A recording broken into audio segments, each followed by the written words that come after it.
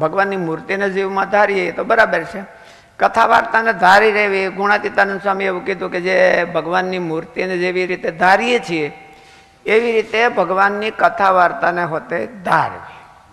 હૃદયમાં એને બરાબર આંખો બંધ કરીને હૃદયમાં એને ક્લિયર કરવી કે આ કથા વાર્તાનો સાર શું છે, કોર ભાગ શું છે, એ મારા જીવમાં ઉતરો કે નહીં, એવું ભાવના કરવાની. એટલે એ કથા વાર્તાને પોતાના જીવમાં ધારી કહેવાય. અને એ કથા વાર્તાને જીવમાં ધારે તો એવું મહારાજે વચનામૃતમાં હોતે કીધું છે. મહારાજે વચનામૃતમાં કીધું, કાર્યણીના 12મા વચનામૃતમાં, કે આવી જે અધ્યાત્મ વાર્તા તમે આસ્તિક થઈને જ્યારે સાંભળતા હશો અને ધારતા હશો ત્યારે તમારું મન જેવું નિર્વિષયી થતું હશે એવું નિર્વિષયી ધ્યાન કરતા હશે ત્યારે નહીં થતું.